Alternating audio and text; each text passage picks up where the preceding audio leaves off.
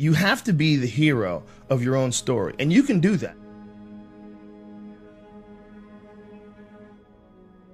90% of it is just showing up. Get there and start working. Like, you're not going to feel perfect every day.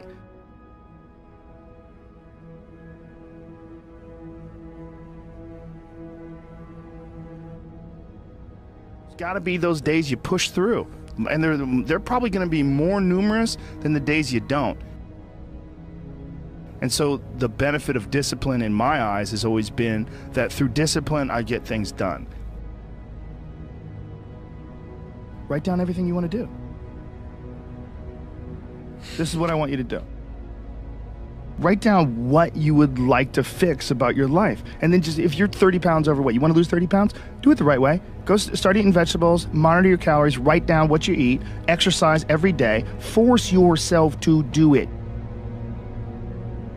The brain is the general, the troops of the body, and you get up and you do it, and then you get to write it down. Our bodies, for whatever reason, most people, their associations are to avoid anything that's uncomfortable.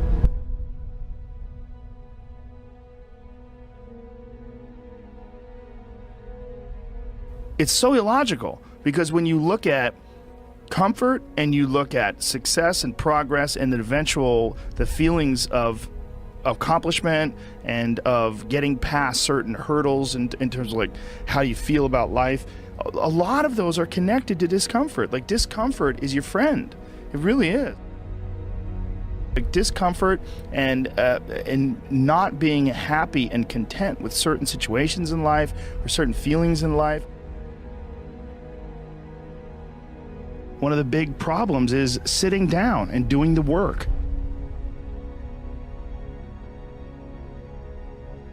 And he labels it like an enemy. He calls it resistance, you know, and that you have to sit down, you have to overcome resistance, and that the pro goes to work. And it doesn't matter if you're sick, doesn't matter if you have kids, it doesn't matter what, you're a pro and you go to work. And that just, it puts it in your head that this is what I do.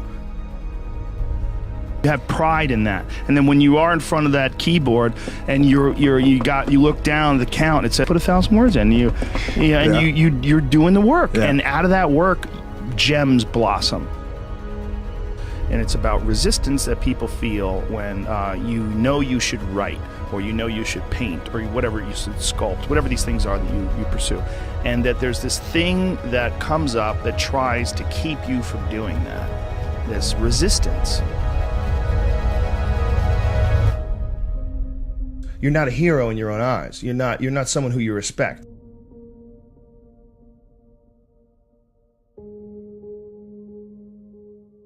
You know, you're doing what you got to do to get by, but ultimately you're not respecting yourself. And I think we all have a certain amount of appreciation and respect for hero figures. You know, like, we all look at like the guy who never lies and always does the right thing and fucking helps everybody out, and that's the John Wayne character. You know, that's the ultimate hero.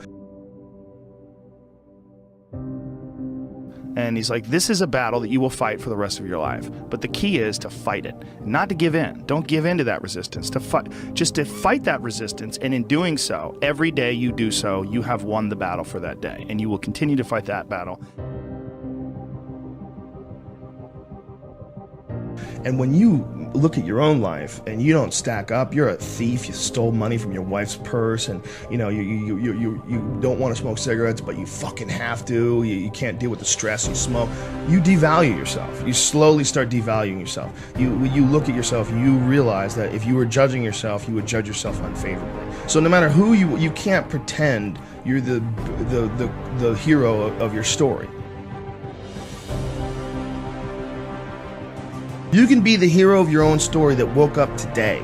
You can be the hero of your own story that at 40 years of age stopped, got out of bed, and said, I'm not doing this anymore. Only by my instincts and only by my morals and my ideals and my mind, and I'm going to be dead honest with myself because I'm realizing this is not going to last forever. And I'm going to get myself in shape, and I'm going to eat healthy. And I'm going to do this because this is me now.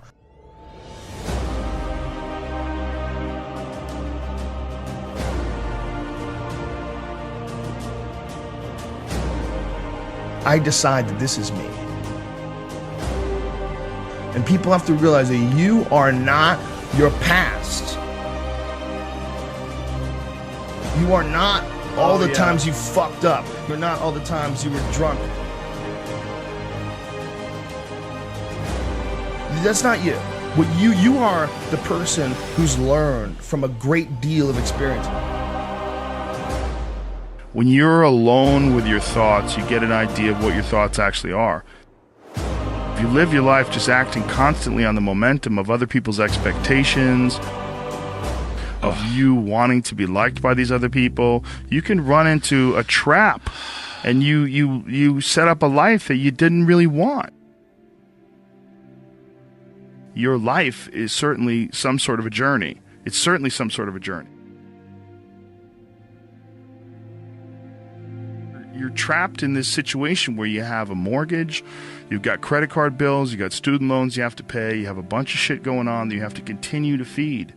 And all that, and especially if you have a family and you have to feed them, oh my goodness. Then you're fully locked in. You can't take any chances whatsoever. And oftentimes people make the mistake of getting stuck. And it is just a tactical mistake, just like it would be a mistake if you got stuck on a video game. Just like it would be a mistake if you followed a map incorrectly and you got stuck in the woods.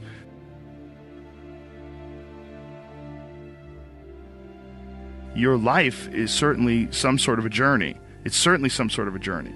And we have to all be aware that when we're making journeys, we're not going to always make the right steps. And sometimes you have to back up and try again. And if you're in a position where you can't back up and try again, you've trapped yourself.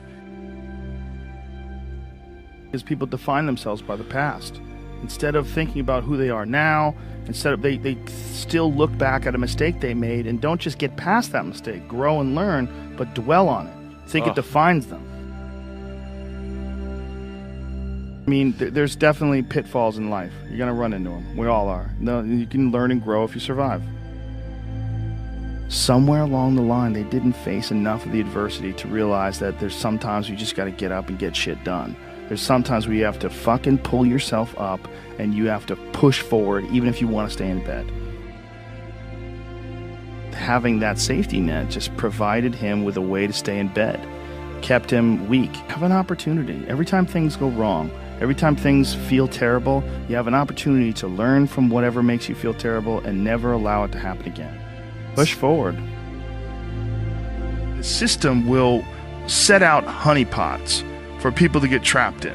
The system will set out the ideas of retirement, the ideas of the golden years, providing you benefits, providing you a healthy work environment. Why? Well, because they want people to work for them. They don't want people to realize their own dreams and escape. They want to set it up so that you stick around. Stick around in some sort of an unsatisfying world. It's up to you to see that video game problem, to see that issue as it comes up on the map. And no, I think this is a right turn.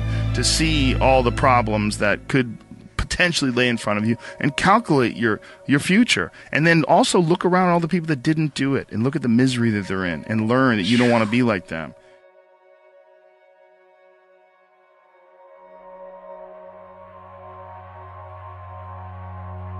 And most people get stuck in these patterns, or they define themselves as a person who doesn't follow through on their ideas, or a person who doesn't pursue their real interests and loves. You define yourself by that. Well, I guess I start things and I quit. No, you don't. No, you have started things and you quit. And it gives you a horrible sense of regret that's made you define yourself by that. You don't have to do that. If I look back on anything I've ever done, mistakes I've ever made, paths that something that I put out that I didn't quite think, man, maybe I just waited 3 months before I released that, or maybe I should have, re-edited that blog post a couple more times before I put it online, or things that I've done have driven me crazy, but yelling at someone I didn't have to yell at them for, whatever. But the most important thing is always for all people to recognize that you're not who you were a year ago. You're not who you were 5 years ago. You're not who you were last week. So you got to regulate how much you dwell on regrets of the past. You really got to be careful.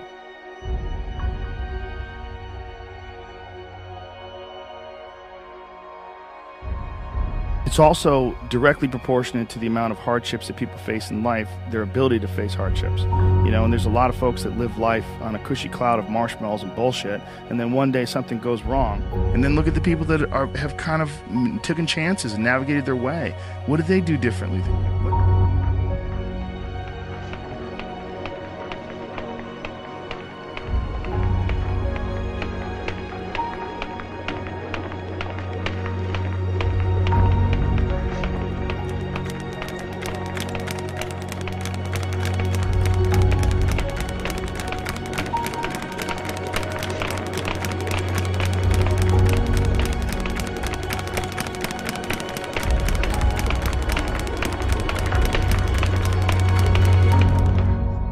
What insight into their own mistakes are they willing to delve into that you're not, that you step back and you go, you know, I just don't want to look at myself that closely. But the person who's able to look at themselves the closest is going to get the more rational results.